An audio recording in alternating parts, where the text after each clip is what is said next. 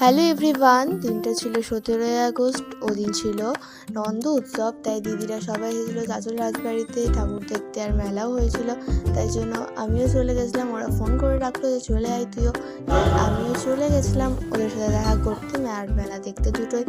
আর কেকটা কার জন্য বানিয়েছি বুঝতেই পারছো, জিজু লেখা। তো আমি আমার বড় দিদির জন্যই বানিয়েছিলাম, যেহেতু কেক শেখার পর সবাইকে খাইয়েছি আর বড় দিদিকে খাওয়াইনি। তাই জন্য ভেবেছিলাম পরের দিন যেহেতু এক্সাম ছিল তো নিয়ে যেতাম। দিদি ফোন করলো, বললো যে কালকে তোর জিজুর বার্থডে ছিল, তো আজকেই তাহলে নিয়ে চলে কেকটা কাটিং করা হয়ে যাবে। তো বললাম ঠিক আছে, তাই জন্য আমি কেকটা নিয়ে চলে গেছিলাম।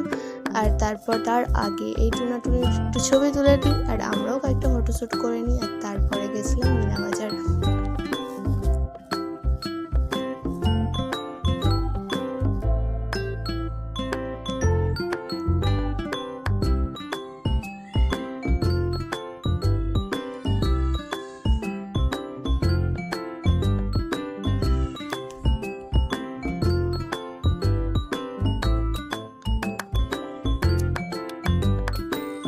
আর তারপরে মিনা বাজারে চলে যাওয়ার পর জিজু বলে যত ঘোরাঘুরির দরকার নাই, বসো আগে খাও।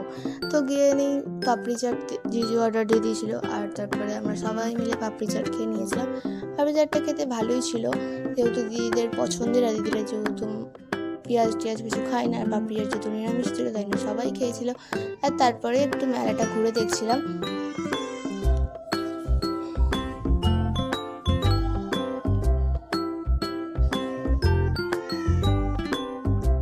আর তারপরে এই কাপগুলো নিয়েছিলাম, তো জিজুই টাকা দিয়েছিল, বলতে পারো জিজুই আমাকে কাপটা গিফট করেছে।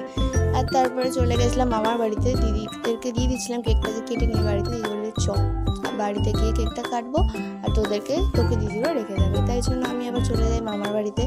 দিয়ে কেকটা কাটিং হয়। দিদি বলছে যে কী করে জানো না তুমি?